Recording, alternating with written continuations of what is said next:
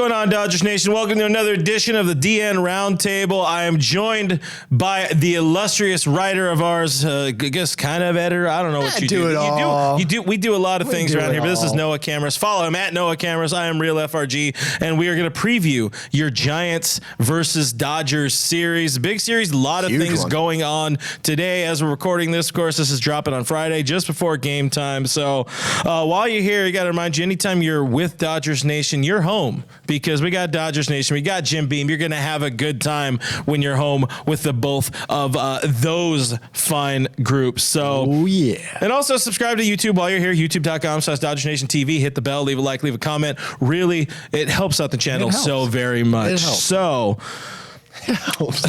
You having fun? It helps. You having fun? Helps. All right, let's talk about what's going on right now. A lot just happened. Max Muncy, the huge news dump just dropped. The Dodgers just dumped on us. They just dumped Max Muncy going to the IL. Later, we had the question earlier. It's like, why are they just wasting time? At this point, it's give it a few more days.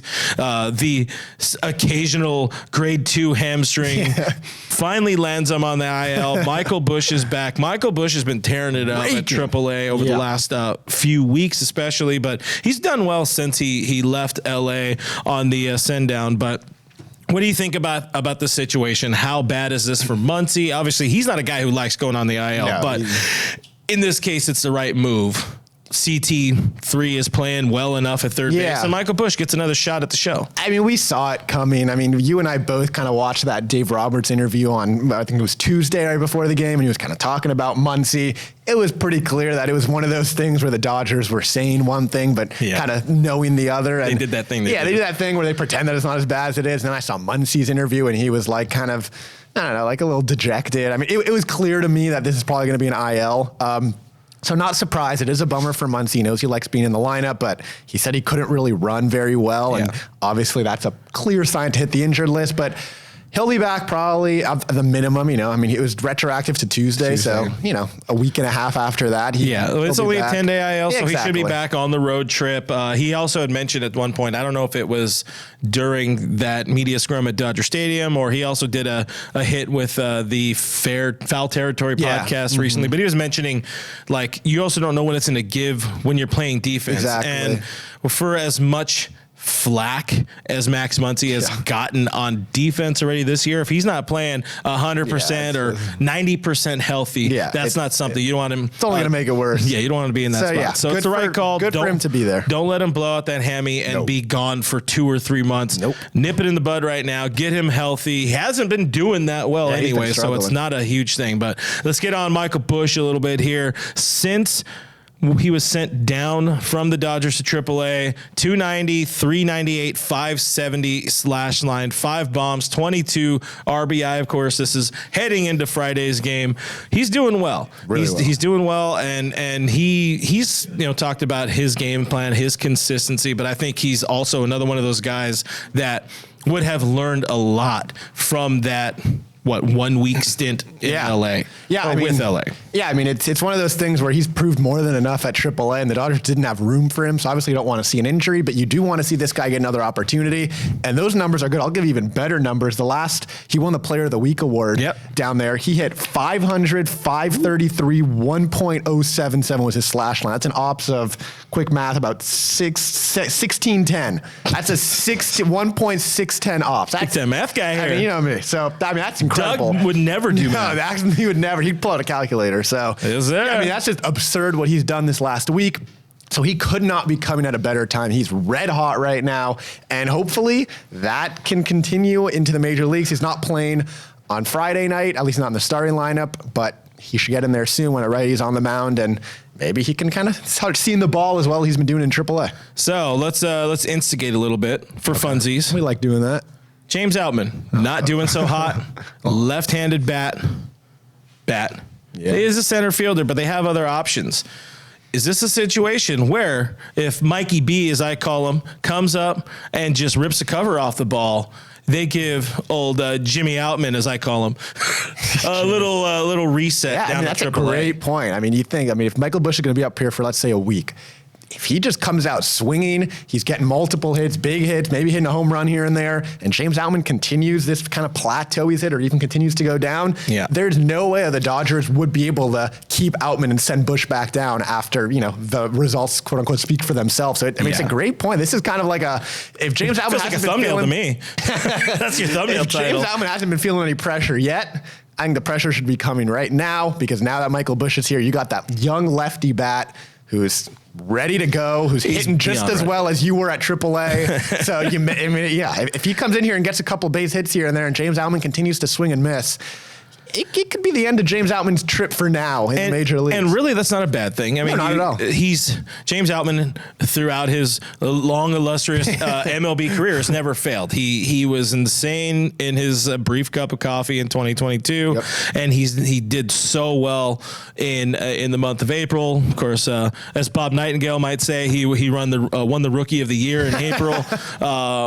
But sometimes you just need to go back down. Look, even Clayton Kershaw went back down to AAA. It's not a bad thing. I think he actually went back down to AA. But even so, it's not a bad thing if he goes back down. He'll start hitting the ball again. It's a confidence thing for him right now. His swing knows needs it's there. His swing needs the help. They need to make some adjustments, and it's hard to adjust on the fly in the major leagues, which is what he's already said. So, go back to AAA where you've raked every time you've been there and just start seeing the ball again. And just, once you get that confidence, you come right back up and you bring it to the major. So, as we say here in the office, yes, sir. Yes, sir. Speaking of rookies, we got another rookie, and we hope this rookie had a good night's sleep, and he could always get a good night's sleep using the Manta Sleep mask. Guys, Manta Sleep, they make the world's best mask. Hey, you show that to the fine people on the TV there. They make the world's best masks, sleep masks, and sleep accessories. Everything they do is to enable better lives through better sleep.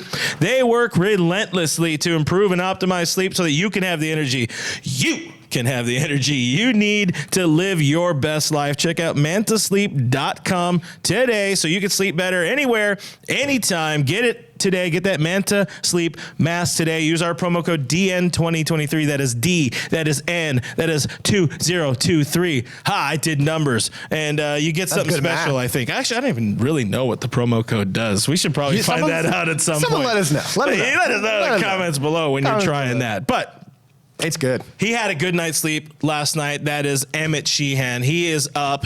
It is Sheehan season at Dodger Stadium. Another rookie starting pitcher. Clearly, the Dodgers aren't necessarily high on what they're seeing out of Gavin Stone at AAA, understandably. So they're giving the kid a shot here. He gets to start against the Giants. Why him? There was a few options. Why did they go with Sheehan over somebody like Landon Knack or the veteran Matt Andriese, who's had a really good year since the start of May or whatever. Andriese also has 509 MLB innings in his. He has a lot of service time. My reason I think they opted to not go the Andriese route is that once he's on the active roster, if they want him off, they'd have DFA to. Him. So now you have options with Sheehan. But I agree with that.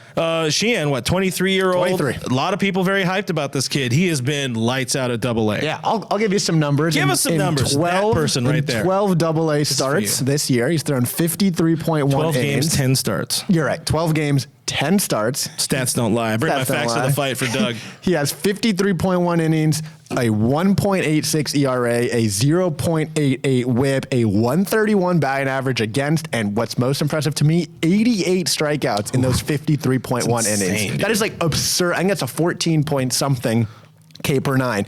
So obviously he has this stuff. Of course, it was against AA. Usually the Dodgers don't like to call someone straight up from AA. They did it with Michael Grove. We know how that worked out. He's been optioned for Emmet Sheehan. I think it's Sheehan.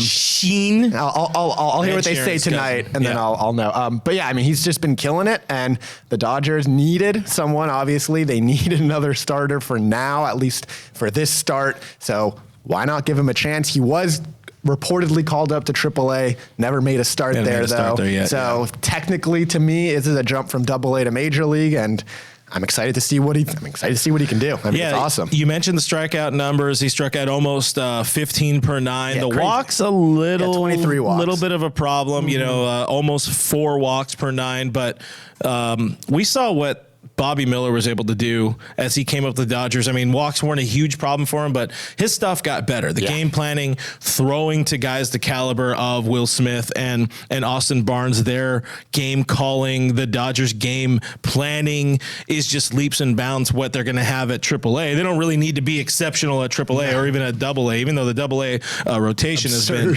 absurd, but this is a guy to be excited about. This is 100% a guy to be excited about. A 6th round pick out of Boston College. No, we weren't very high on Emmet Sheehan about 3 months ago. Literally. But now is a reason to be high on this kid. And he's deserved it. He absolutely deserves this call.